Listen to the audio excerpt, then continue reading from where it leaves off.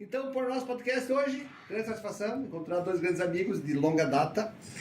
E temos aqui o Henrique Francesquetto e o Lucas Assis, dois advogados, doutores entendidos e que entendem muito do assunto, que eu já tive a grande satisfação de conhecer há muito tempo, ambos agindo, ambos falando, ambos comentando, ambos criticando algumas coisas, ambos retrucando algumas coisas com muita sabedoria, porque são estudiosos. Então, graças a Deus, hoje marcamos esse por nosso podcast para falar uma coisa muito necessária, que é as confusões da sociedade, ou seja, as coisas combinadas e não cumpridas, ou seja, isso.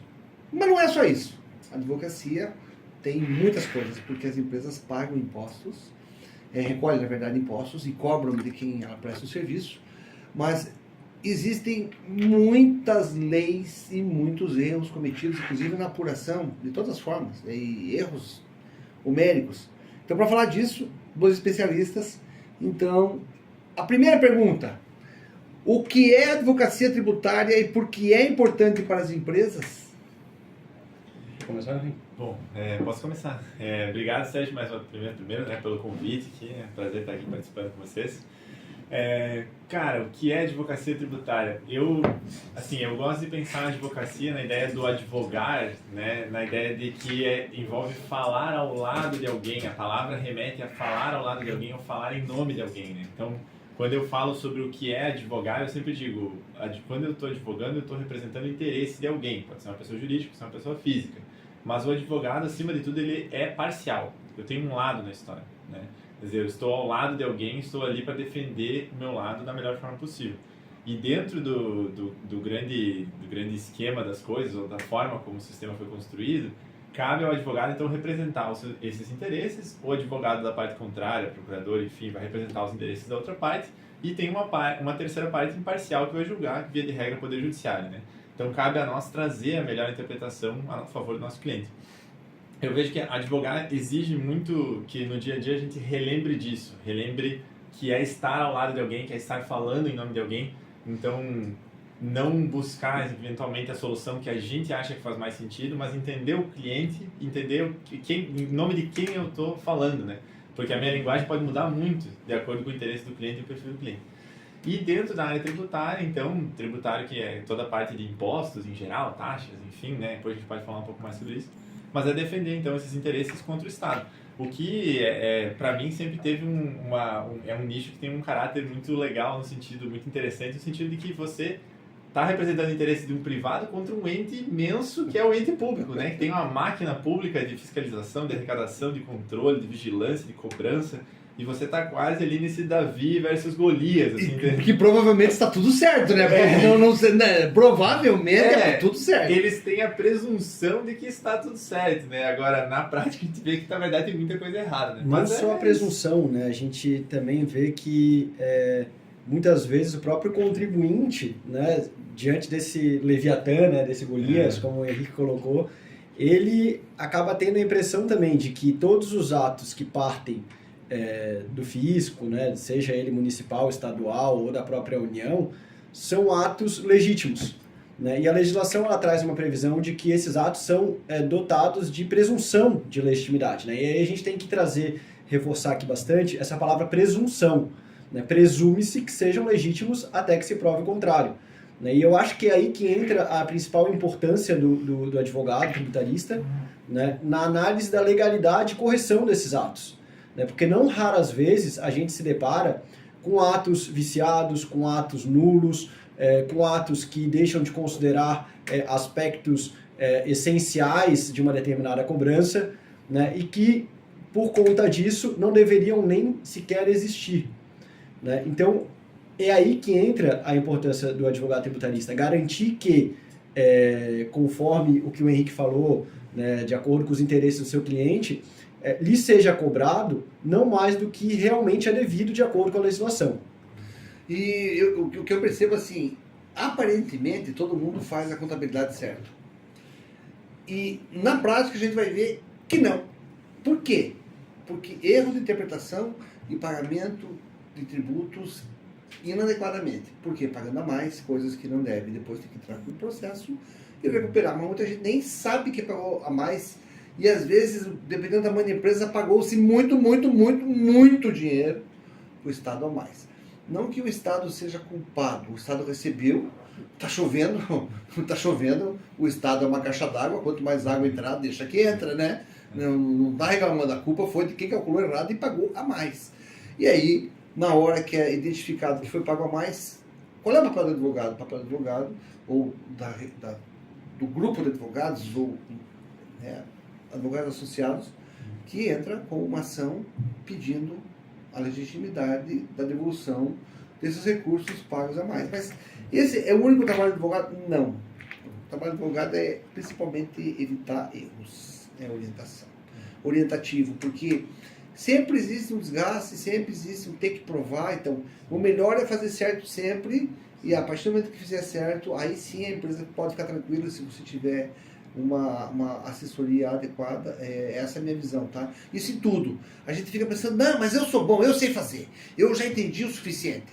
Sabe nada, a gente precisa ter cada um na sua área, a gente tem que ter as pessoas certas no lugar certo, tá? Então, isso é, até se puder só aproveitar o gancho aqui, porque assim, a gente está falando muito no sentido, né, do advogado, claro, é a nossa profissão aqui, mas até essa questão dos erros na apuração dos tributos, é interessante a gente comentar também de um dos motivos que eu acho que gera tanto erro, que na prática a gente vê que a maioria das empresas paga alguma coisa errada, é muito em razão da pouca valorização que existe para o profissional da área contábil, né? Por que eu quero dizer com isso? A maioria das empresas vê a contabilidade como custo e contrata a contabilidade muitas vezes pelo preço mais barato, é o cara que faz os meus boletos, ele gera o boleto do imposto para eu pagar. Muito empresário enxerga dessa forma, sabe? E assim, a contabilidade, aí claro, aqui eu não, né, o contador que estiver assistindo pode me corrigir aí depois nos comentários, mas a contabilidade é uma ciência social que mede a movimentação financeira ou econômica de uma entidade, uma pessoa física e uma pessoa jurídica. Então, dentro dessa... temos um contador na mesa aqui. Eu sou contabilista e sou administrador. E contabilidade, na época minha, há 42 anos atrás, a gente aprendia fazer os livros e fazia na prática, na aula. Então, a gente aprendia, de fato, a contabilidade normal. E eu tive a contabilidade da minha vida inteira.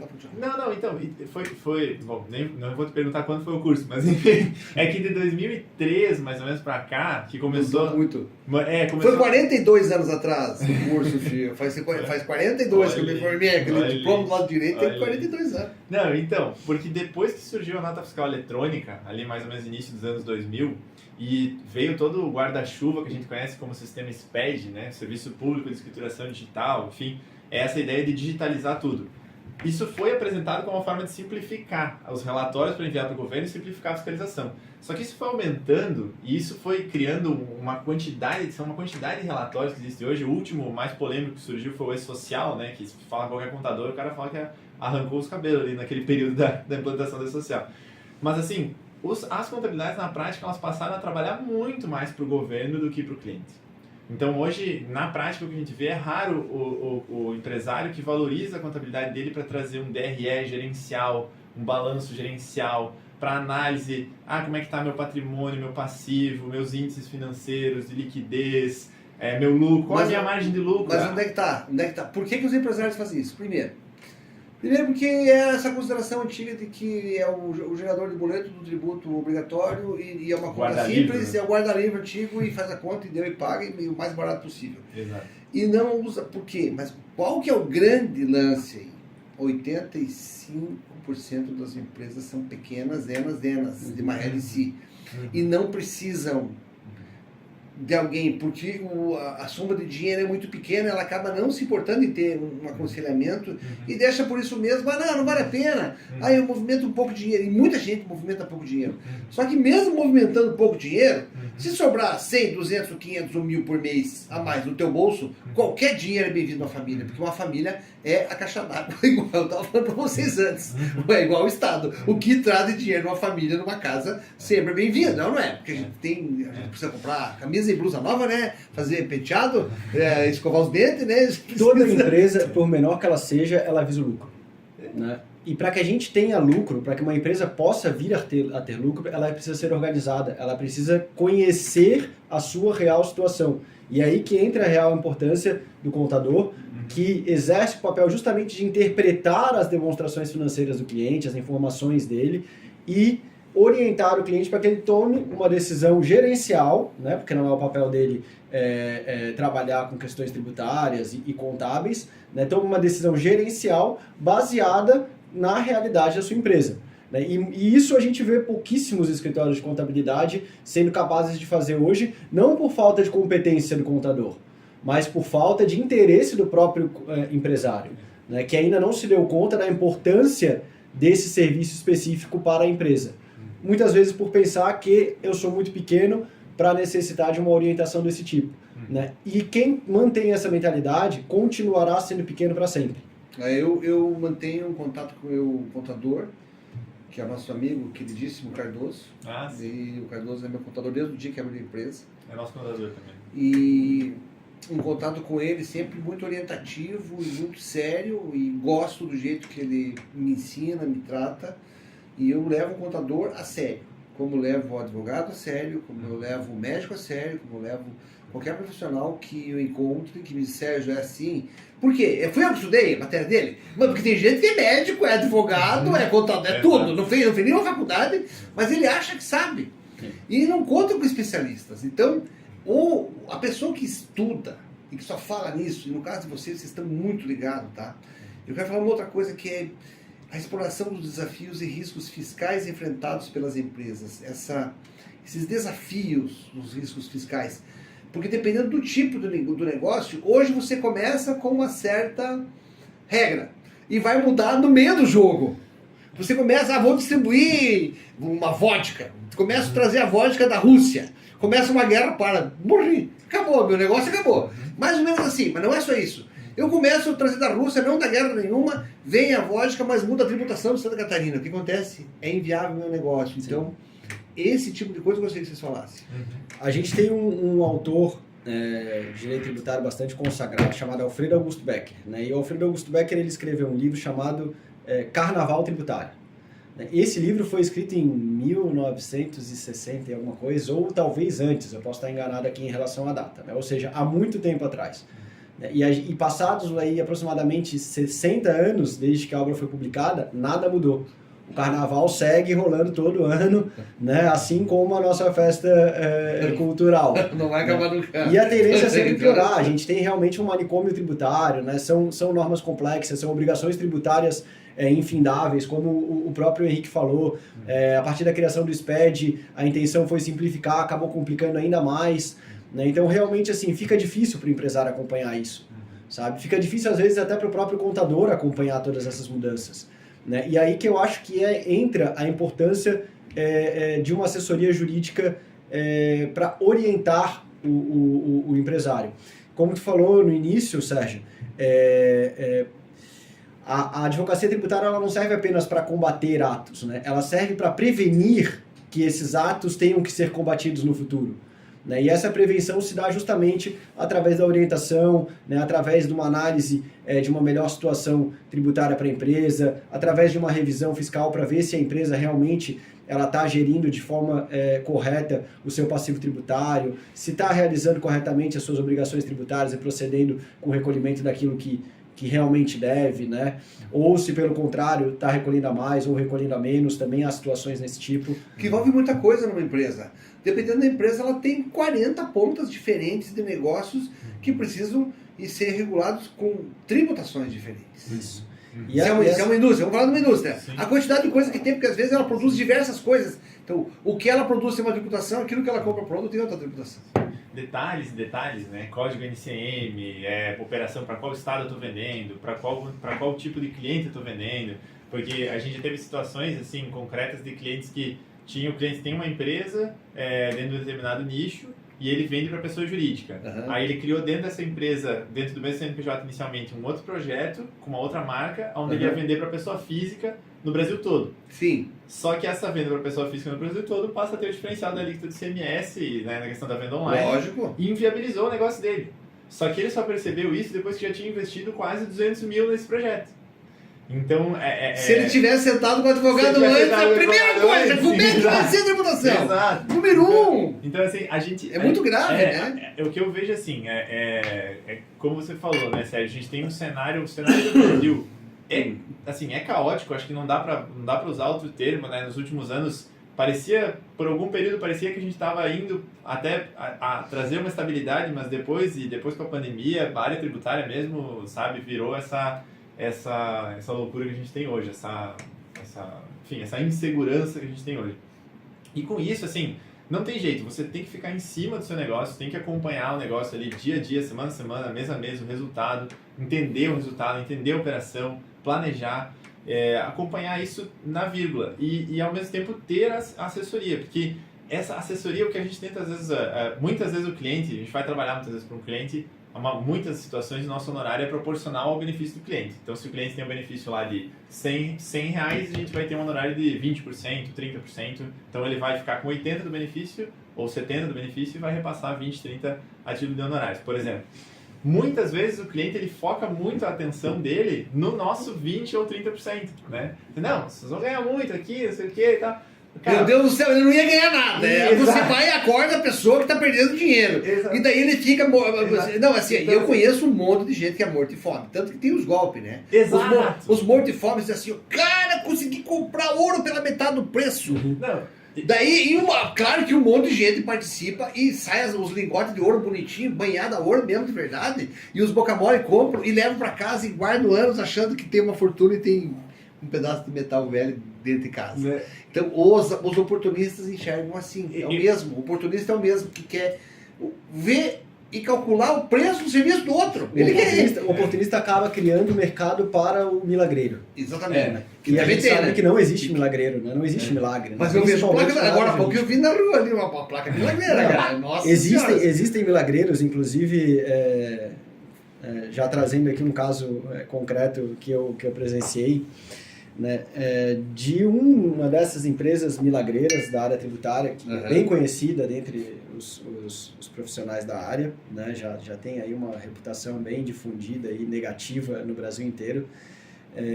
Procurou um cliente, né, do escritório que eu trabalhava anteriormente, oferecendo para ele uma série de benefícios que reduziriam imensamente a folha salarial dele, enfim. O cliente, ao receber aquilo, planilha, números, apresentações, slide, né, recebeu uma visita do advogado representante dessa empresa, acompanhado de uma bela senhora, né, para chamar a atenção do diretor da empresa, né, eles adotam várias estratégias, nos procurou para nos questionar como que nós, seus advogados, remunerados mensalmente para fazer a consultoria tributária da empresa, não havíamos alertado acerca daquela oportunidade.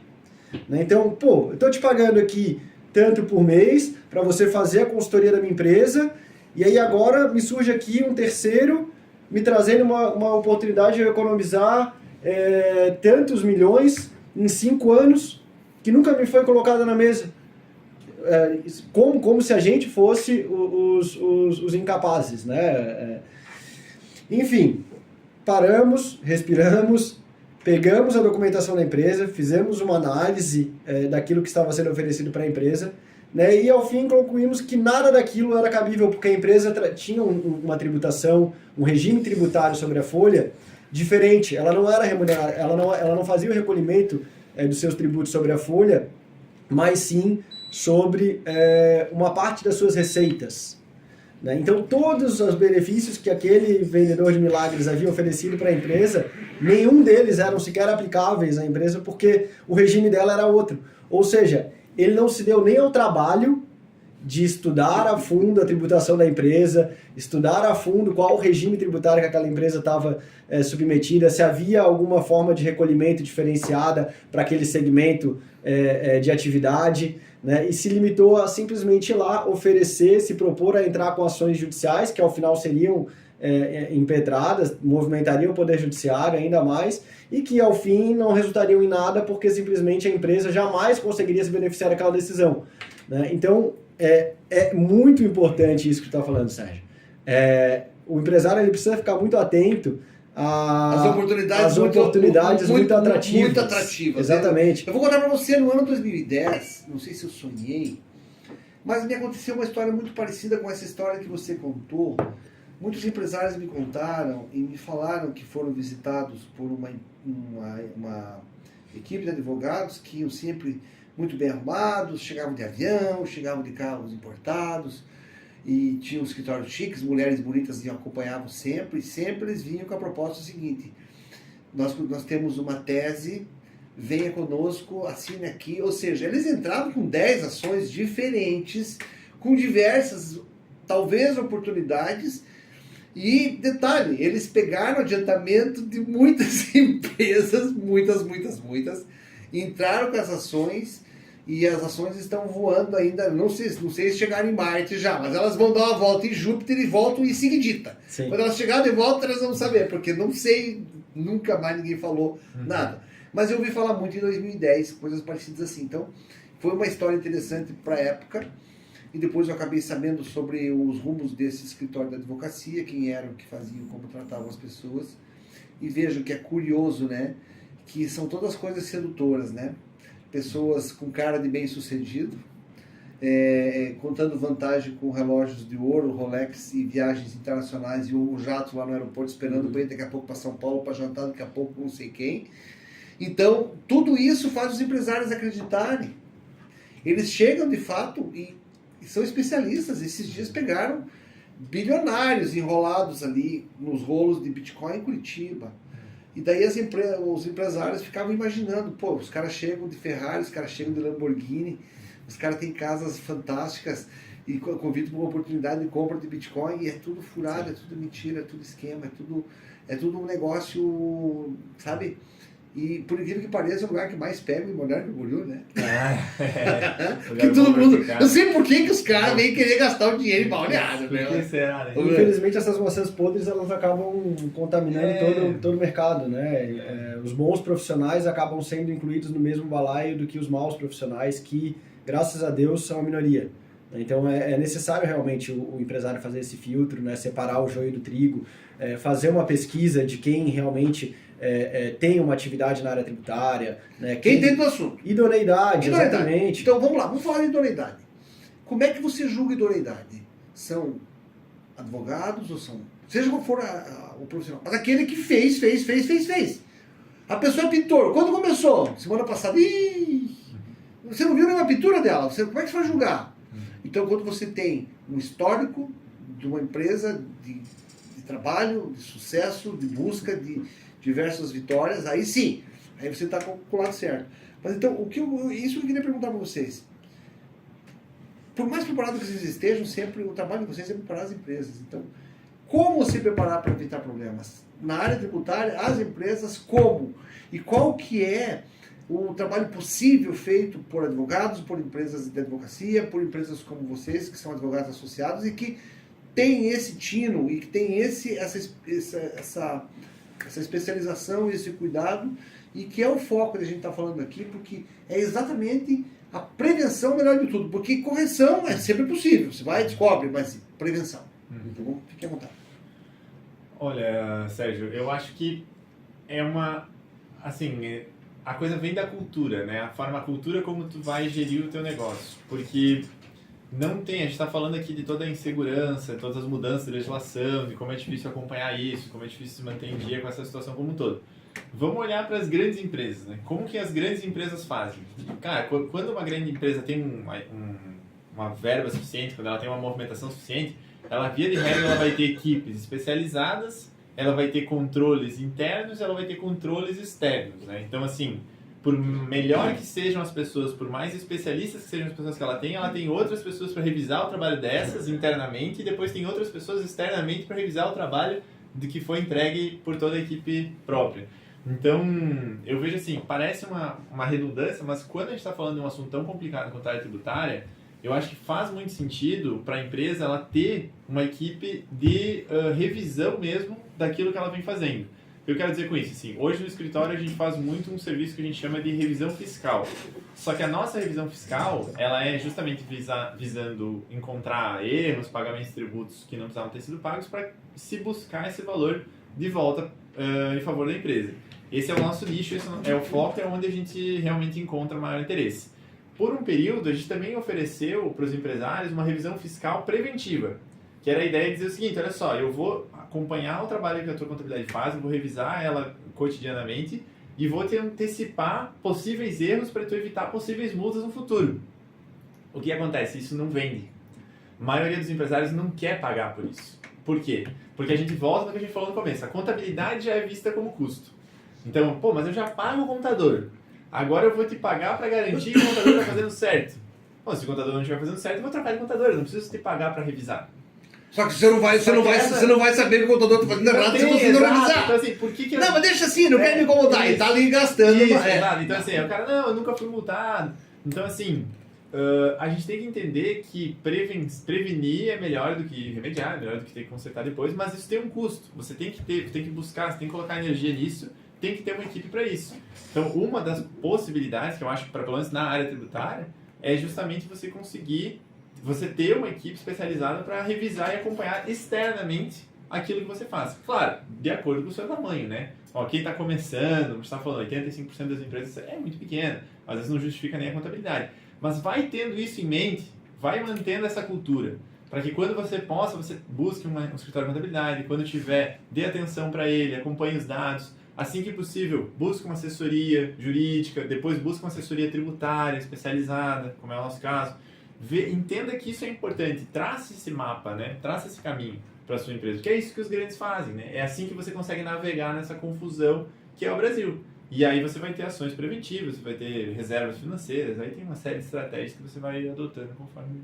Apenas complementando o que o Henrique falou, do meu ponto de vista, eu acho que essa prevenção ela já deveria vir, na verdade, antes mesmo da própria constituição da empresa. Né? Como o Henrique mencionou, no caso do nosso cliente, ele poderia ter evitado uma perda do investimento que ele fez, acaso ele tivesse feito uma consulta com um profissional da área tributária antes de iniciar as suas atividades. Né? O que a gente percebe, principalmente aqui no Brasil, né, com o empresário brasileiro, é uma cultura onde eles preferem iniciar o seu negócio e buscar ajuda apenas quando precisam. Né? Então, geralmente a gente recebe no escritório situações onde a casa já está pegando fogo. Sabe? Falar assim, ó, se ele tivesse vindo falar para mim assim, ó, dá uma olhada na minha instalação elétrica aqui para ver se está tudo certo. A gente ia olhar e falar, ó, tem um risco de curto aqui. Só que ele espera a casa pegar fogo por inteiro, ser quase consumida por inteiro. Nem chama o bombeiro. Nem chama o bombeiro, para daí chamar nós e querer que a gente apague ainda. E deixa tudo bonitinho. Exatamente, assim. Não raras vezes a gente recebe situações no escritório com prazos curtíssimos, né? O que demonstra que realmente eles deixam para o último minuto. Né? Então, além de não ter se preocupado em fazer um planejamento para evitar que algo pior acontecesse, quando esse algo pior vem a acontecer, ele vem nos procurar faltando 2 dias, 3 dias, para a gente poder oferecer uma defesa, fazer uma análise, né? O que acaba, com certeza, reduzindo muito o nosso... a possibilidade de análise que a gente poderia fazer na situação específica. Né?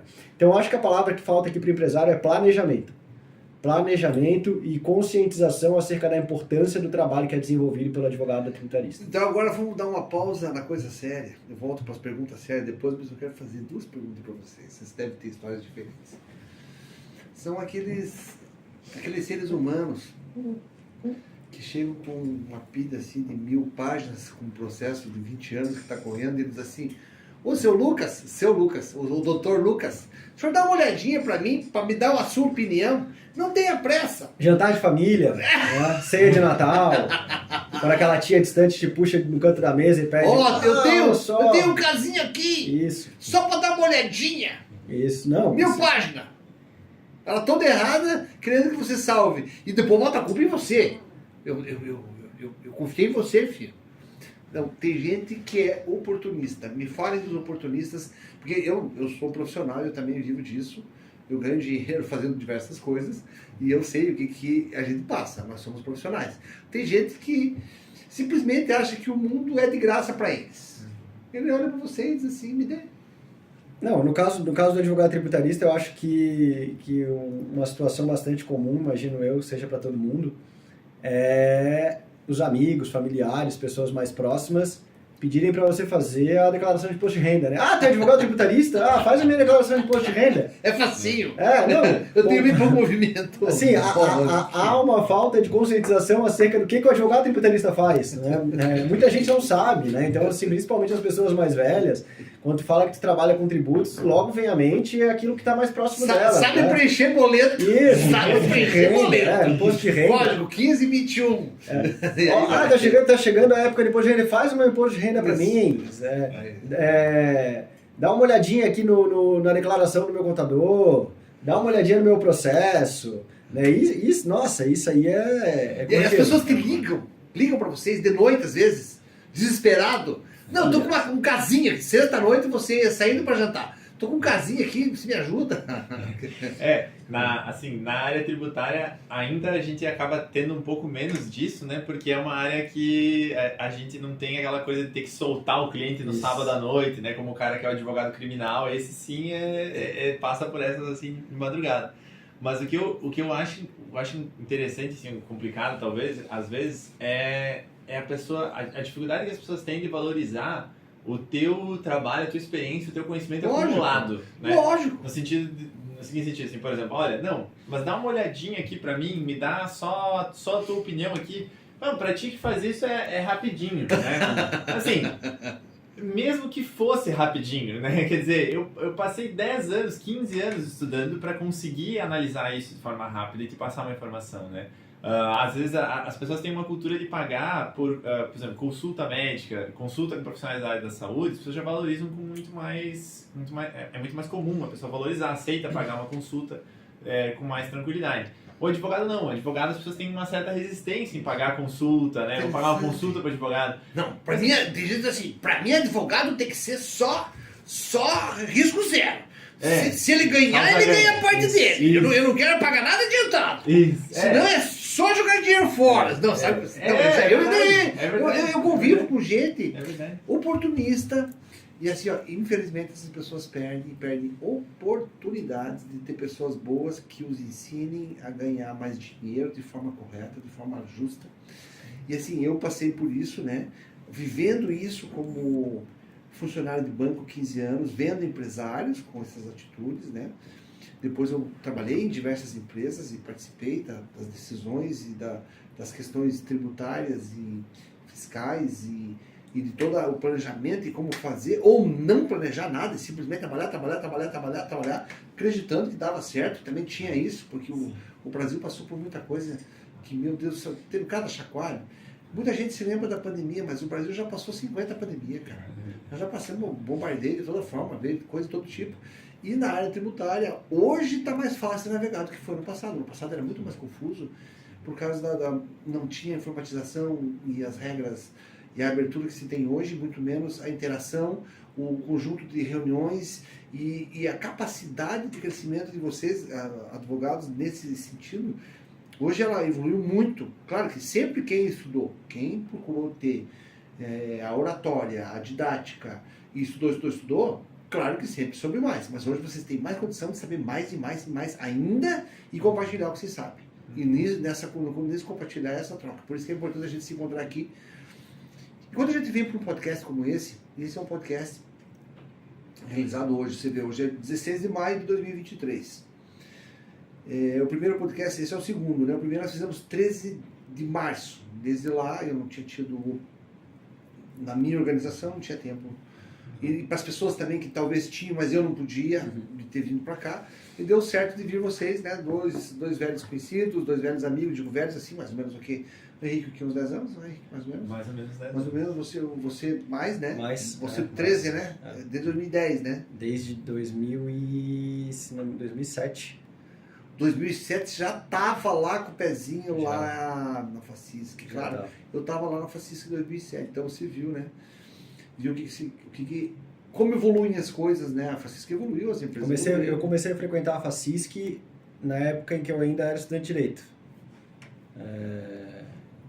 Por volta da 8ª fase de Direito. E aí depois eu fui me graduei, me tornei advogado e segui na Facisc ainda por alguns bons anos. E aí tive a oportunidade de conhecer boas pessoas como o Sérgio. E assim, ó, e da Facisc é uma escola, né? Porque a gente acaba tendo contato com muita gente. E lógico que os empresários trocam ideias, falam sobre o que eles fizeram, um diz para o outro, mas não na velocidade que se imagina. Eu sempre imaginei, não, esse aqui eu vou contar pro Felipe, o Felipão tá lá atrás do vidro, só de olho, né, Felipe? Eu vou contar pro Felipe, ele vai contar pra família inteira. E ele esqueceu, nem ele não se lembra, ele chega em casa e esqueceu até do assunto. Eu digo assim, não, vou contar isso aqui pro Henrique, a CIP inteira vai saber, a Associação Comercial vai saber, o Henrique vai contar esse assunto lá. Não vai contar. A gente sempre acha que os outros vão espalhar o assunto não se espalha. Então coisa boa tem que ser falado. Eu quero que vocês falem para mim sobre coisas boas e o que é exatamente, o porquê, né? Por que é a revisão fiscal, o que é a revisão fiscal e por que ela é tão importante. Tem diversos membros aí para vocês falarem sobre esse assunto, tá? Vocês falarem sobre ele. Sim. Não, até para dar um exemplo, né, Sérgio, mais concreto, assim, a gente falou um pouco antes sobre como os empresários tratam a contabilidade como custo, logo pagam um pouco, logo o contador fica lá trabalhando só naquilo que é obrigado a fazer, que é mandar os relatórios para o governo, não ajuda muito o empresário. A pessoa necessariamente acaba tendo que fazer esse serviço dessa forma até para manter o escritório, né? Então acumula clientes, o escritório de contabilidade às vezes com centenas de clientes não tem capacidade de atender isso no detalhe. E aí, quando a gente faz a nossa revisão fiscal, e tem outros, né, escritórios que também fazem esse tipo de trabalho, a gente sempre busca mapear quais são os pontos mais sensíveis, assim, dentro da tributação de uma empresa, aonde você pode ter um benefício para trazer para o seu cliente, né? E na ideia de revisão fiscal também, a gente tenta fugir um pouco da ideia da ação judicial, a advocacia tradicional, né? Porque isso foi uma coisa que, quando eu comecei a trabalhar exclusivamente com tributário, ali mais ou menos em 2016, mais ou menos, né? Que foi quando eu mudei para Palhoça também, enfim. E ali eu já tive algumas primeiras experiências assim, de clientes que nos procuravam, por exemplo, para fazer uma ação judicial e buscar um imposto de volta do governo, porque eles ouviram falar, era muito interessante, enfim, eles queriam fazer, nos procuravam. A gente ia consultar o CNPJ da empresa no sistema do Poder Judiciário, ela já tinha feito essa ação, fazia mais de 5 anos, com outro escritório. Só que ela perdeu o contato com esse escritório, nunca mais falou com esse advogado, nem lembrava mais que tinha esse processo, nem sabia com quem estava. E isso em empresas de porte, né? Então, a ação judicial, ela acaba sendo um caminho que leva, às vezes, 10 anos, 15 anos para dar resultado para a empresa. E isso não funciona, né? 10, 15 anos a empresa mudou de dono, foi vendida, enfim.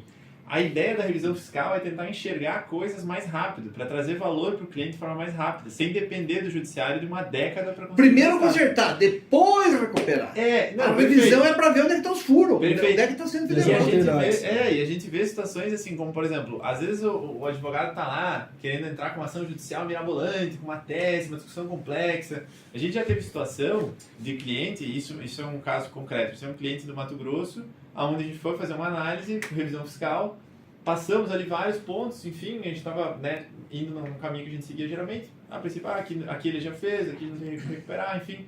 Daqui a pouco, olhando lá a apuração de alguns tributos federais, ele tinha basicamente um saldo de tributo para recuperar, já lançado pela própria contabilidade, já constante do relatório dele, mais ou menos 1.700.000, lançado ali no mês de dezembro de 2021. Em janeiro de 2022, zerava esse saldo, sumia. Como? Do relatório. E seguia zerado. Aí eu pensei, não, beleza, o cara pediu esse crédito de volta, por isso que ele zerou, porque ele já buscou, né? Fui procurar nos pedidos, nenhum tipo de pedido tinha sido feito. Quer dizer, foi um erro na virada do ano, na hora de lançar a informação de janeiro, o cara puxou os dados de dezembro, mas perdeu aquela informação, perdeu aquele saldo. E simplesmente sumiu dentro da contabilidade. Então é um cliente onde a gente simplesmente chegou para solicitar para o governo o pagamento de um saldo que já tinha sido apurado por ele mesmo, que já tinha sido lançado por ele mesmo, aonde faltava alguém para... Não, mas olha só, isso alguém cobrar, alguém mandar o boleto. Dá para pedir, isso aqui é dinheiro, dá para pedir de volta. Você está falando de 1.700.000. 1.700.000, entendeu? Então, só que isso que acontece, é tanto relatório, é tanto arquivo, é tanta informação, é tanto tributo, assim... Os tributos principais são menos de 10, mas no total, a última vez que eu vi, a gente mais ou menos 84 tributos no Brasil, né? É muito tributo, é muita regrinha, é muito relatório. E as coisas se perdem. Por maior que seja o valor, as coisas se perdem. Então, dentro de uma revisão fiscal, às vezes a gente vai encontrar uma situação como essa. E chegar pro cara e dizer assim, olha só, tem 1.700.000 aqui para pedir, tu vai receber em dinheiro de volta.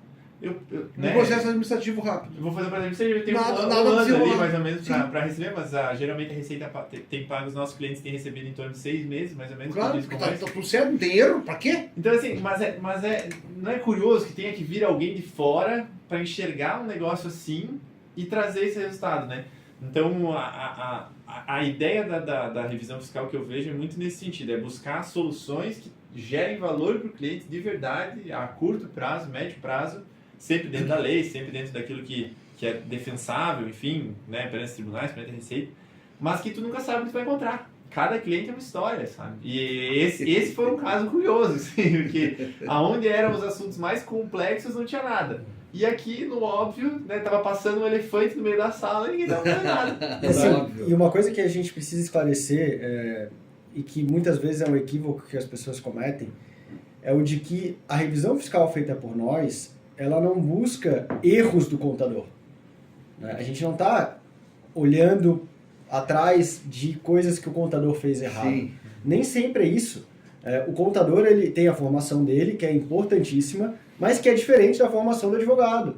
E a gente tem muitas situações no direito tributário que elas são situações de interpretação legal, são situações subjetivas, muitas vezes subjetivas, né? Que tu precisa ter um conhecimento jurídico para tu identificar aquela oportunidade. Né? E é isso que a gente busca muitas vezes fazer. Eu vou te dar um exemplo concreto aqui para ficar bem evidente o que eu estou falando. A gente tem as contribuições ao PIS e a COFINS. Tá? Essas contribuições ao PIS e a COFINS, elas são tributos que a gente chama de tributos não cumulativos. Né? Ou seja, do que você paga, você pode descontar créditos relativos à operação de aquisição de bens e serviços. Tá? Só que para você poder descontar créditos desses dois tributos, né, é preciso que esses bens ou esses serviços que foram adquiridos, eles cumpram alguns requisitos. E alguns desses requisitos são que eles sejam essenciais ou relevantes para o exercício da atividade daquele contribuinte. Certo. Ou seja, nós estamos dentro de um campo de subjetividade enorme. Né? Afinal de contas, qual insumo, né, qual bem ou qual serviço adquirido para a empresa pode ser ou não caracterizado como um insumo essencial ou relevante para aquela atividade?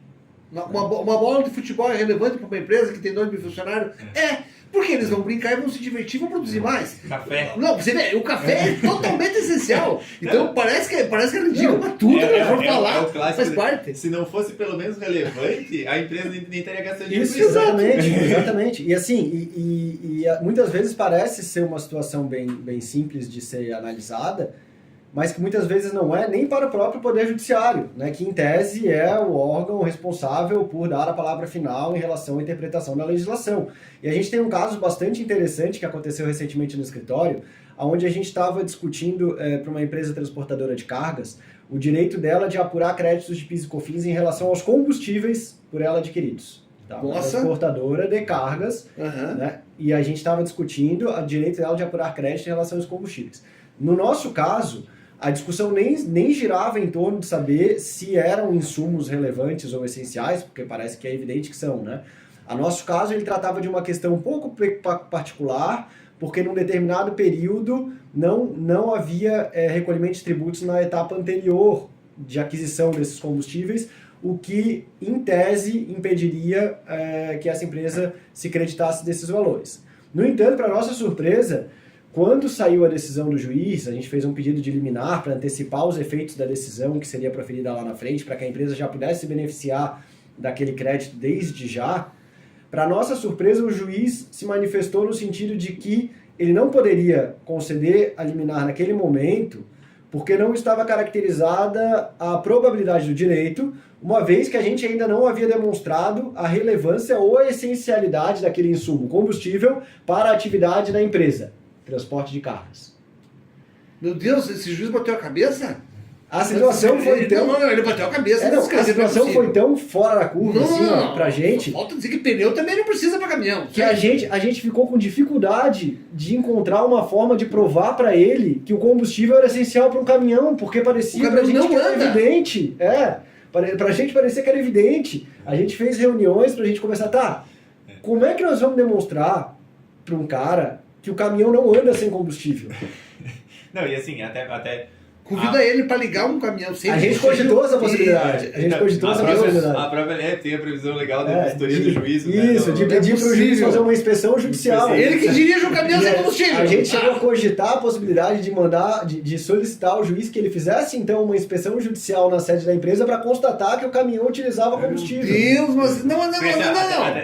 Esse juiz não tem moto, não tem bicicleta. Ele anda de bicicleta, certo? Daquele, só anda de bicicleta. O que acontece? E lembrando que, assim, o combustível em si, ele é permitido o crédito de PIS/COFINS por lei. Por lei. Quer dizer, a empresa sempre tomou esse crédito, sempre viu. Tem esse período específico de tempo, que é aí que vem a discussão, né, dessa mudança de imposto aqui. Então, nesse períodozinho aqui, a gente teria essa discussão de pode ou não pode, porque tinha mudado a tributação do diesel ali, do combustível, do caminhão especificamente, naquele período especificamente. Mas, ao invés da gente entrar na discussão que era para existir, que era sobre se realmente poderia o crédito ou não, apesar da mudança, não, ele foi para esse lado de não, eu não sei, eu não consigo, né, não foi comprovado que a essencialidade e a relevância disso. Então, agora, provavelmente a gente está falando de uma decisão também que foi dada modelo, né, em massa, expressa, é uma coisa... Né? Porque a gente tem no Brasil, e esse é um outro debate interessante, sim, porque a gente tem, eu lembro sempre desse número, porque a gente tem uma média de mais ou menos 9 mil processos por vara de julgamento no Poder Judiciário no Brasil. Então, cada juiz, em teoria, tem sob responsabilidade dele 9 mil processos. Hoje. Ou média. Seja, 30 processos por dia, para o cara ler e decidir. Mas num ano ele não deixa nada. Para não deixar nada, sem falar... E lógico, como ele não dá conta, ele não vai dar conta nunca na vida. Agora tu joga aí, vamos colocar uma média de 100 páginas cada um, vezes 9 mil, né? Não, então assim, a gente sabe que não tem como o magistrado, o juiz, a ler tudo, acompanhar tudo. Não, por favor. Acaba caindo combustível para caminhão, gente, minha mãe tem 89 anos, ela vai dizer não, vai rodar. Exato. Quanto é que vai gastar daqui ali? Não vai. Exato. Esse foi um exemplo prático que a gente vivenciou, né, que demonstra aquilo que eu estava dizendo. Muitas vezes a gente não está diante de um erro do contador. A gente está, na realidade, diante de uma questão de interpretação jurídica, né? E essa questão da interpretação jurídica é papel do advogado tributarista fazer. Não é a obrigação do contador fazer. Né? Então, por isso que é importante a gente proceder a essa revisão para identificar, com base na nossa expertise, que é diferente da expertise do contador, oportunidades que deixaram de ser aproveitadas. Né? E aí sim a gente consegue localizar não só questões mais simples, como aquela que o Henrique trouxe aqui anteriormente, mas questões também um pouco mais complexas envolvendo efetivamente interpretação jurídica. Né? Teve um caso legal esse ano também, foi fevereiro desse ano, que a gente atendeu um supermercado do interior, assim, um supermercado já com um certo porte, mas um supermercado pequeno, né? Não era uma coisa. Você fala do interior, o que não for Florianópolis é interior, é isso? É de Palhoça, de Iguaçu pra frente, tudo interior, é isso? São José? Não, cidade de menos de 10 mil habitantes. Ah, tá. Pequeno mesmo. Cidade pequena. E assim, melhor não falar cidade para não, né? Mas enfim. E esse supermercado ele foi autuado pelo Estado de Santa Catarina por erros na apuração do imposto estadual dele, do ICMS, e ele recebeu essa notificação cobrando dele 3 milhões e 300.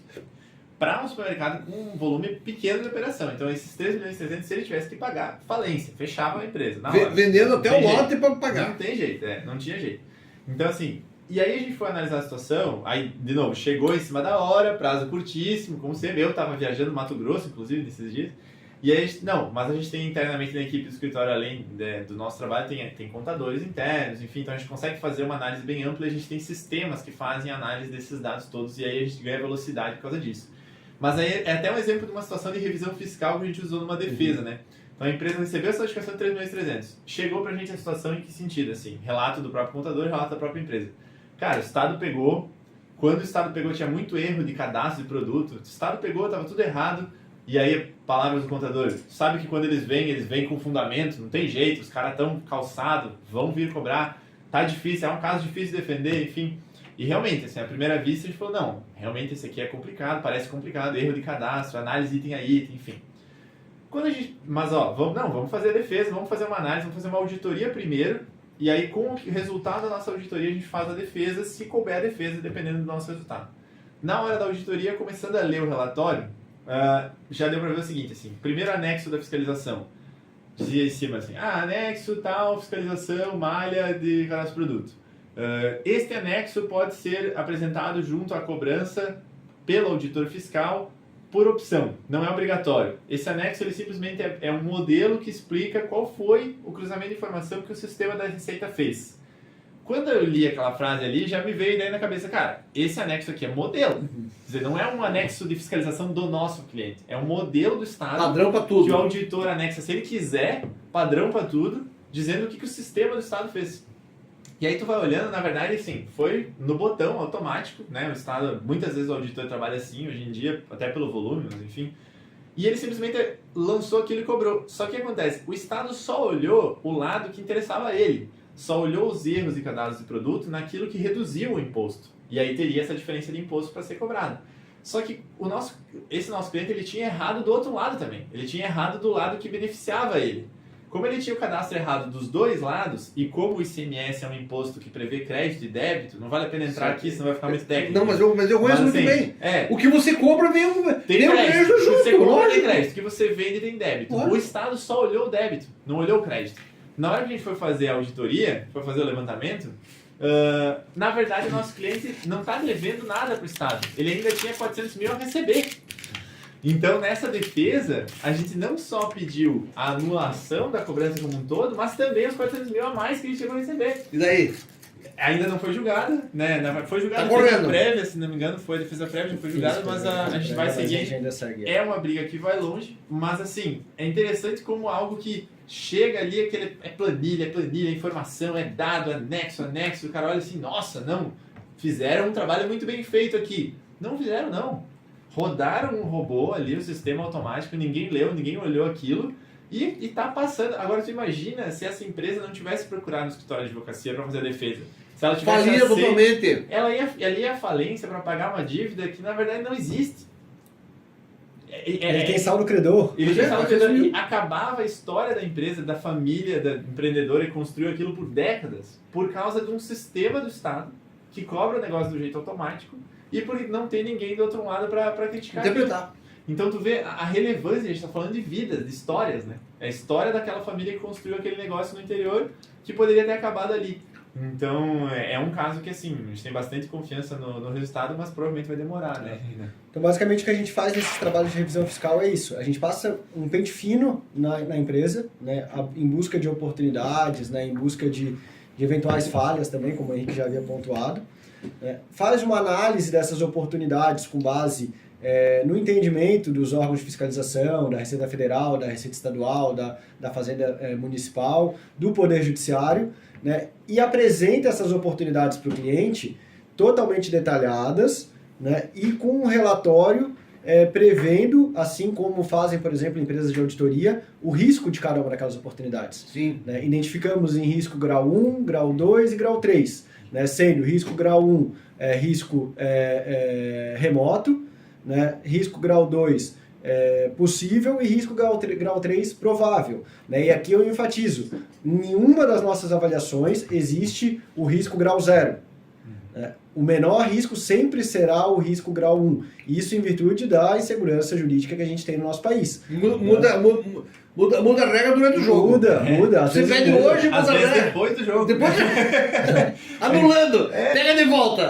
Você tá rico e fica pobre do dia pra noite. Não, a Devolve. gente tá brincando, mas foi exatamente isso que aconteceu esse ano no julgamento do STF sobre a coisa julgada em matéria tributária, né? Que a FACISC, inclusive, teve uma posição muito relevante nesse tema, né? O Murilo, o Governo dos Reis lá que faz a assessoria jurídica, também capitaneou muito bem esse assunto. Nós, na ACIP, ali ainda na gestão do presidente Ivan Cadori, né?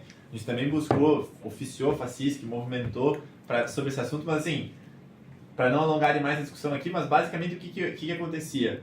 As empresas entraram com ações na justiça discutindo impostos, ganharam as ações, recuperaram os valores, os processos estão arquivados. Sim, se fosse processo físico já ia estar mofando nessas horas. E o STF basicamente veio e disse o seguinte, olha só, sobre esses assuntos aqui, você ganhou lá atrás, né? Mas a partir do momento em que eu defini a minha posição vai valer para todo mundo, mesmo para ti que ganhou a ação. Até aí, inclusive até não tem nada errado, porque o que acontece? Se tu ganhou uma ação, deixou de pagar um imposto, e todos os outros concorrentes estão pagando, e o STF disse que todo mundo tem que pagar, tu vai ficar com esse benefício para sempre? É uma concorrência desleal, dá para entender. Só que às vezes esse julgamento do STF aconteceu, assim, tem uma situação específica que aconteceu 17 anos atrás. Então, a partir do momento que eu defini minha posição, eu tenho que pagar o imposto, mesmo que uma atuação ganha. Tá, mas a minha ação ganha foi lá atrás. Quer dizer que eu tenho 17 anos de imposto em atraso agora. Tu tem 17 anos de imposto em atraso. Meu Deus! Então, assim, essa é a situação real de grandes empresas, tipo fato público, acho que dava até para citar o próprio Grupo Pão de Açúcar, se não me engano, está nessa situação, é fato público, né? Muitas empresas aqui de Santa Catarina também. Muitas aqui de Santa Catarina, a situação de imposto sobre revenda de produto importado, nesse caso, cobrança desde 2020, mas ainda assim, a gente está falando de 3 anos de imposto. É muito dinheiro. E quando você... volume. E assim, e quando você vai... Quando surgiu essa polêmica toda, surgiu essa decisão e foram entrevistar ministros do STF sobre esse assunto, teve ministro dizendo que a empresa que confiou numa decisão judicial dada pelo Poder Judiciário estava apostando em um cassino. E se agora perdeu, então tem que arcar com isso. Quer dizer, nós temos um ministro do STF, da mais alta corte do Poder Judiciário, que se diz o guardião da Constituição, equiparou o Poder Judiciário brasileiro a um cassino. Então assim, se a gente vive... esse caso, assim, foi o extremo do extremo, é recente esse ano, mas assim, a gente tá falando da regra mudando, não durante o jogo, mas depois do jogo encerrado, arquivado, esquecido. Da outra vida. Vamos resolver o problema da outra vida. Agora mudou o placar, e na verdade o que tu achou que tu tinha ganho, na verdade tu perdeu, e sabe, aquele Baixa jogo os quadros. isso, sabe? Então, assim, por isso que é tão complicado. E por isso que muitas vezes, e nas análises que a gente faz, a gente nunca apresenta risco zero, por isso, entendeu? Mesmo quando tu ganha um processo judicial arquivado, aí ainda assim tu corre risco de uma reversão no futuro. Esse é um cuidado que a gente busca ter em todos os nossos trabalhos, né? Fazer com que o nosso cliente ele tenha o mínimo de segurança jurídica e o conhecimento exato dos riscos que ele está correndo. Eu quero uma explicação de vocês sobre o passivo tributário e suas implicações financeiras e estratégias para gerenciar e reduzir o passivo tributário. A gente, inclusive, hoje, né, tava com um caso desse, né? Primeiramente, é importante a gente tecer aqui algumas considerações sobre a necessidade da empresa fazer uma correta gestão do seu passivo tributário, né? Se ela deixar esse passivo tributário a descoberta, isso eventualmente vai acabar se tornando uma execução fiscal, né? Vai acabar se tornando no ajuizamento de uma ação que pode inclusive implicar em constrição de patrimônio, impedimento de emissão de certidão negativa de débito, enfim, diversas consequências que podem inclusive impedir que a empresa continue exercendo sua atividade de forma plena, né? Então é importante sempre analisar o passivo da empresa para entender quais são as oportunidades que ela tem de melhor geri-lo, né? Então, hoje, por exemplo, a gente recentemente, nem tão recentemente, acho que em 2018, a gente teve um marco bem importante em relação à questão de gestão de passivo tributário aqui no Brasil, que foi a regulamentação de um instituto que já vinha previsto há muito tempo na legislação brasileira, que é o Instituto da Transação Tributária, né, que praticamente inaugurou uma nova era da relação entre a Fazenda Nacional, a Receita Federal e os contribuintes, né, possibilitando que entre eles haja um diálogo, né, a fim justamente de possibilitar que os contribuintes venham a equacionar o seu passivo tributário com a União.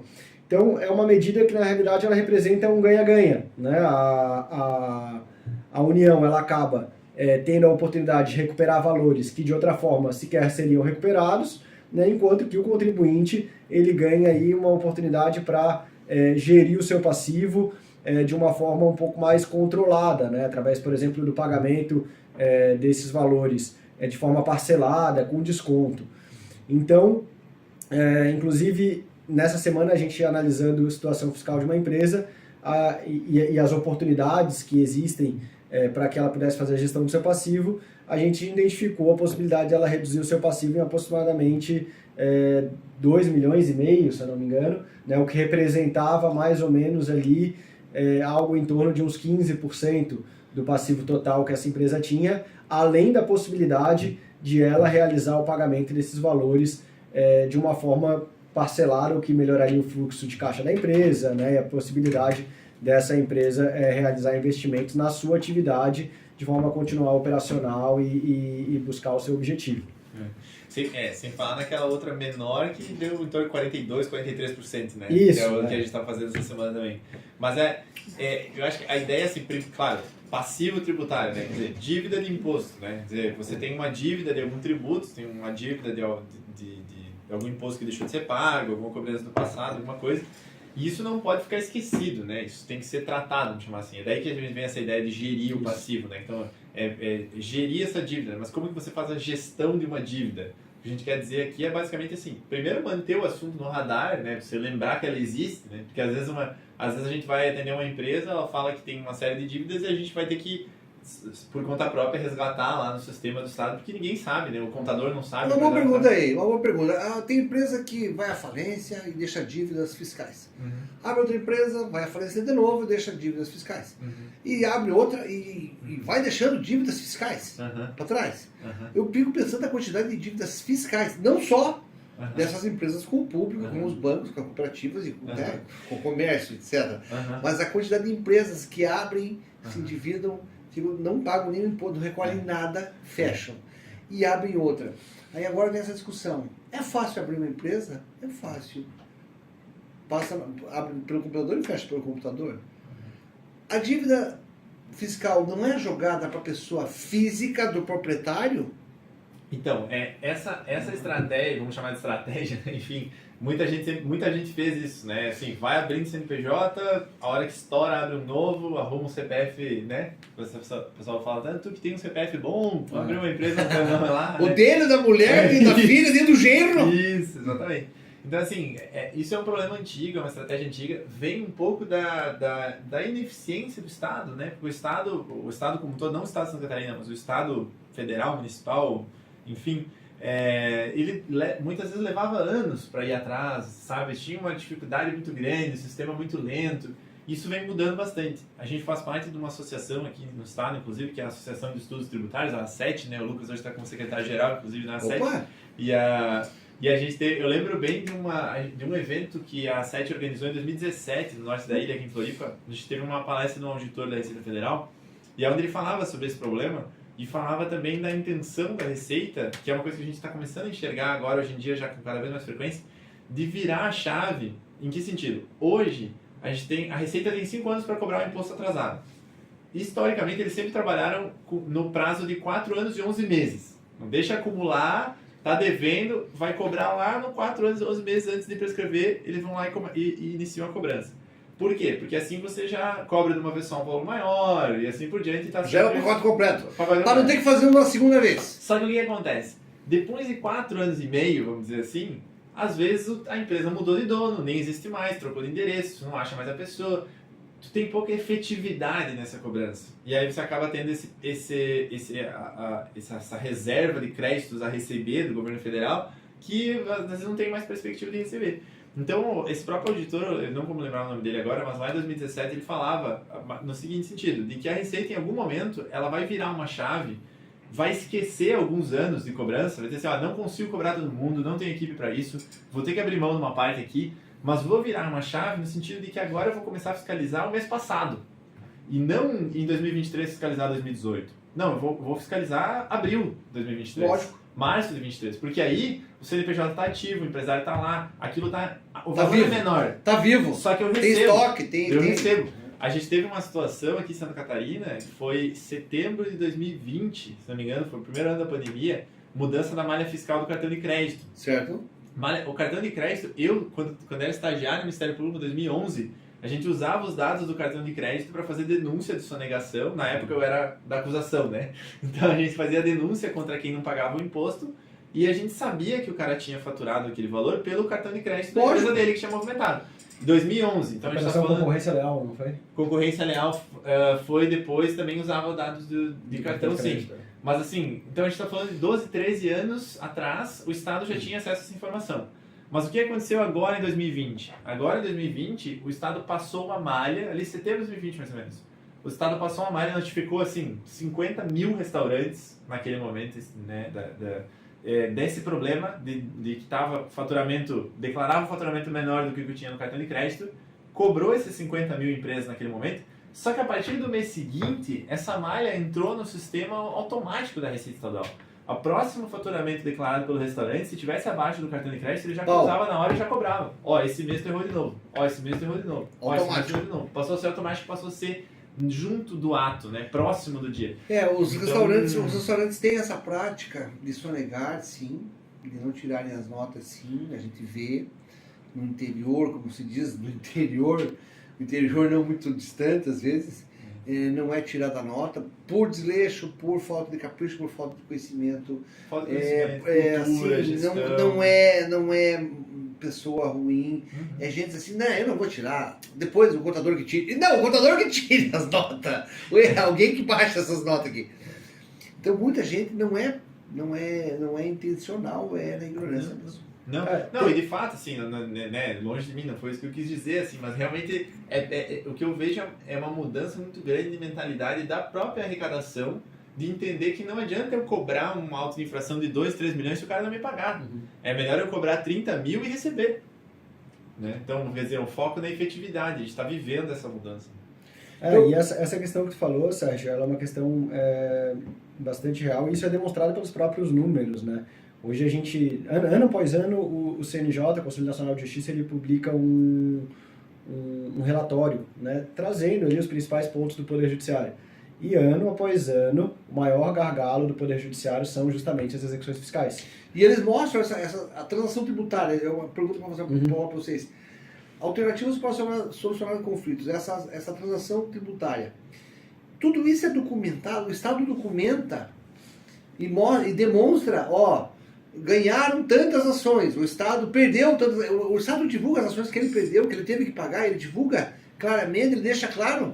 Muitas vezes não. Muitas vezes não. Não com tanta Existem vontade. Não faz propaganda, não faz propaganda. Não, Mas venham cobrar que eu tô Mas o que devendo. eles ganham, eles fazem propaganda. Mas assim, existem Remete sim a informação situações, e aí são relacionadas a questões geralmente mais relevantes, aonde, por exemplo, quando a União perde uma discussão no Poder Judiciário, e aquela discussão está de forma sedimentada já nesse sentido, a PGFN ela tem um instrumento chamado parecer PGFN, que é um parecer que ele é vinculante no âmbito da Receita Federal e da PGFN também, ou seja, se esse parecer disser que os auditores fiscais não podem mais cobrar um determinado tributo, os auditores fiscais estão vinculados àquele entendimento, eles não podem mais cobrar sob pena de responsabilidade funcional. Né? Então, em muitos casos, sim. Por exemplo, no caso bem notório que a gente teve recentemente, que foi conhecido como a tese do século, né? A exclusão do ICMS da base de cálculo do PIS da COFINS. Meu Deus. Todo empresário ouviu falar sobre isso. Né? A gente teve uma briga judicial longa, né? Que, no fim das contas, terminou com o entendimento proferido em favor dos contribuintes, né? E após a estabilização dessa decisão, a PGFN emitiu um parecer PGFN reconhecendo a derrota, né? E orientando os auditores fiscais da Receita Federal a não mais procederem à cobrança e à fiscalização desses valores, né, que estavam relacionados a essa discussão, e aos procuradores da Fazenda a desistirem de eventuais recursos e ações que houvessem sido interpostas tratando sobre esse tema. Então, sim, em algumas situações a gente tem essa ferramenta do parecer PGFN, que não deixa de ser um reconhecimento da derrota por parte da União. Sim, perfeito. Né? Então, é um instrumento bastante efetivo. Né? Já em relação à transação tributária, né, como tu mencionou anteriormente, eu até falei agora há pouco que, do meu ponto de vista, isso daí marcou um novo marco na relação entre fisco e contribuinte. Tá? Porque ele abriu um canal de diálogo entre as duas partes que antes não existia. Essa transação. A transação. É um câmbio, é uma troca, Isso. É um acerto. A transação tributária nada mais é do que concessões mútuas. Né? Rapidamente, para não se enrolar. Vamos bater O foco da transação está na seguinte percepção. Geralmente a transação tributária ela visa o quê? Ela visa dívidas que de outra forma não poderiam ser quitadas. São a grande maioria das dívidas hoje em dia. Tá? Como eu falei, as execuções fiscais hoje elas têm um gargalo de 98%. Né? Então elas representam quase que a totalidade das ações que estão represadas no Poder Judiciário são execuções fiscais, justamente por conta de que o fisco não consegue realizar essa cobrança de forma efetiva. Seja porque não consegue localizar a empresa, seja porque existem milhares e milhares de recursos que que retardam a finalização dessa execução fiscal, seja porque quando a empresa é encontrada ela não possui bens para saldar aquele passivo. Então a gente tem um passivo muito grande represado no Poder Judiciário atualmente. E a transação tributária ela vem justamente como uma forma de possibilitar que a União ela recupere pelo menos uma parte desse passivo que de outra forma não seria recuperado. E como que a transação pretende fazer com que a União receba esses valores? Através da concessão de descontos, né, muitas vezes bem interessantes, que podem chegar até 65% do valor de multa, juros e encargos, né, e da possibilidade de parcelamento, né, que para empresas em geral pode ser de até 120 prestações. Né? Então tu pega lá um contribuinte específico que tem 10 milhões em dívida, que não seriam de outra forma pagas, né, porque a empresa não possui condições de arcar com aquele passivo. Né, e tu oferece para ele uma proposta que reduz aquela dívida dele de forma efetiva em 40%, 50%, e ainda permite que ele faça aquele pagamento em 120 vezes, isso já torna aquela dívida que antes era impagável em algo que aquele contribuinte pode colocar no seu horizonte a fim de se regularizar. Porque nenhum contribuinte, por maior devedor que seja, gosta da sensação e da situação de ser um devedor, porque isso implica diversos ônus. E tu, melhor do que eu, sabe muito bem disso, conviveu com empresários a vida inteira e sabe quanta dor de cabeça um débito, principalmente um débito tributário, pode trazer à empresa. Né? Evita emissão de certidão positiva com efeito negativa, pode implicar em construção patrimonial através da execução fiscal. Acho que o pior é o seguinte, o empresário trabalha para ter lucro e ficar devendo traz um pouco de infelicidade. No fundo, você está feliz aqui, mas eu estou devendo lá para o Estado. Está feliz aqui, foto, feliz, mas estou devendo para o Estado. Exatamente. Então, ficar devendo para o Estado é melhor não estar devendo. Então, você consegue parcelar, consegue acertar. Isso é possível, do jeito justo, do jeito certo, né? Mas aí que tá. Quando chega essa hora, o que é aconselhável? Procure especialistas. Por quê? Senão, não vai fazer ou vai fazer errado.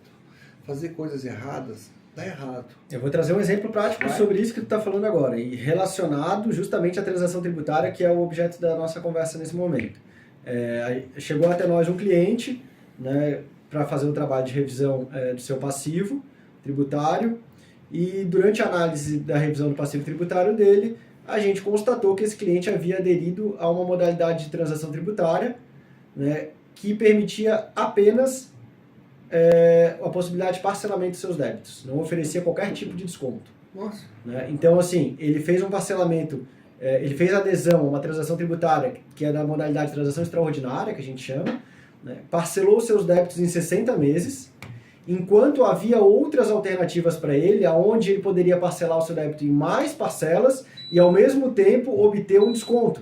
Né? Então, a gente fez algumas simulações para ele, onde a gente conseguiu constatar que, caso ele não tivesse feito a opção por essa transação, mas sim pela outra modalidade de transação que estava disponível para ele, ele poderia ter parcelado o seu débito em 60 prestações, em 84 prestações, né, ele parcelou em 60, e além disso, ele poderia ter tido um desconto efetivo da dívida de 34%. E só falta dizer que tinha mais 6 meses de carência. Só falta dizer que tinha isso. Isso ainda não, a gente não conseguiu chegar lá. Mas a gente conseguiu, através de uma análise do passivo tributário dele, melhorar absurdamente as condições de transação que ele tinha aderido. Né? A gente conseguiu aumentar em 24 meses o prazo para o pagamento e ainda por cima reduzir esse passivo dele num desconto efetivo de 34%. Né? Então, às vezes é isso que falta. Às vezes falta uma orientação, às vezes falta uma análise um pouco mais detalhada de alguém que entende do assunto, sabe? Muitas vezes isso pode trazer um benefício impressionante para a empresa. Então, veja, olhando aqui, quantas pessoas, eu falo só disso, que vocês acabaram de dizer, que precisam saber disso, que estão enroladas nisso, assim, mas quem pode me ajudar? Então eu faço votos que vocês consigam sempre difundir muito essas ideias, para que os empresários se acordem e consigam economizar e consigam trazer dinheiro de volta para o seu bolso, inclusive, muitas vezes, e que contratem especialistas. Porque tem gente assim, não, eu não preciso de ninguém, eu falo com meu pai me ensina. Eu falo com meu amigo me ensina. Não, eu não preciso de ninguém para me ajudar para fazer o regime. É só comer menos. Não é assim. Se dá problema, a gente resolve depois. Procura especialista, gente. E assim, eu desejo que vocês, né, cara, que vocês tenham muito sucesso nesse negócio, porque, primeiro que o direito é uma coisa linda, cara, porque ele é defender os outros, é praticamente ser médico. O médico pega já com o problema instalado, né? Ou a doença, ou o acidente, ou a doença, a gente geralmente também. E vocês também pegam com o problema instalado. Não, vocês pegam estrupiado. O cara chega sem fígado querendo beber uma cachaça no final de semana. Geralmente é fratura exposta. Geralmente é fratura exposta. É complicado. Mas é isso. Mas eu achei muito legal aqui como é que o sistema, a escrita que veio aqui, né? Pra gente encerrar a nossa noite, assim, então hoje, 16 de maio, uma grande satisfação, nosso segundo podcast, esse Por Nós Podcast, que vai ter muitos, depois nós vamos colocar isso no ar, vamos deixar aberto, vamos convidar para participar, e numa outra oportunidade vocês vêm pra gente fazer ao vivo. Hoje é uma gravação, nós vamos ter os cortes, nós vamos colocar no canal, vocês podem mandar para quem vocês quiserem no YouTube, isso é muito importante para divulgar isso. Mas numa outra oportunidade a gente vai anunciar e já vamos deixar ter as pessoas interessadas no assunto, vamos chamar pessoas, vai se falar sobre isso, para que existem as perguntas, as respostas, e é muito interessante essa interação. Então, já estão convidados para uma próxima ocasião. Na outra ocasião a gente já quer ter mais estrutura ainda aqui no estúdio para gravação, vamos colocar mais 2 câmeras e provavelmente mais 2 microfones, então a gente pode fazer uma conversa em 4, talvez enriquecer, trazer mais alguém, mas já com vocês, né, já que tem o Henrique, já está muito rico, né, mais o Lucas Assis. O nome do meu pai era Assis, mas o nome dele, na hora de registrar, colocaram com ACY. Depois ficou assim. Era para Assis, daí o meu nome ficou Sérgio Assis. Então a gente aparece. Era para vocês. Então, olha, agradeço muito vocês, tá, Lucas e Henrique, vocês foram formidáveis em ter vindo aqui.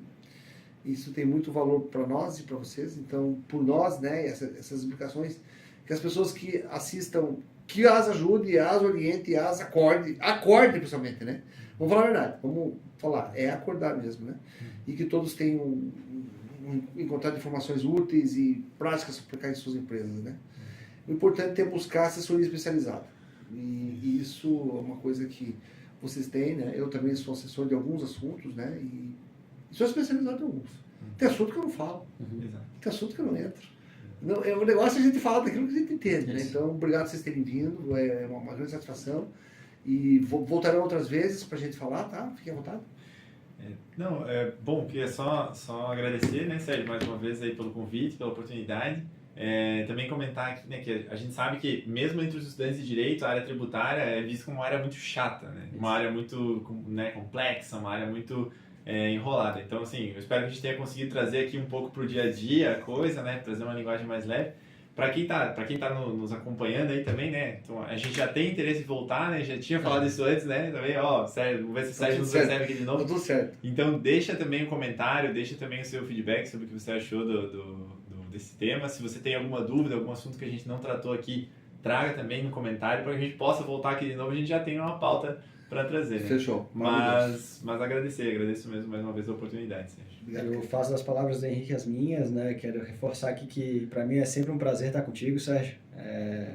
Como você mencionou anteriormente, a gente já conhece há tanto tempo, né? 16 anos. Já tivemos tantas conversas interessantes e para a gente é um prazer estar aqui falando sobre algo que a gente é apaixonado, né? A gente faz o que a gente ama, né? O que a gente gosta de fazer e por isso que a gente faz com tanto prazer.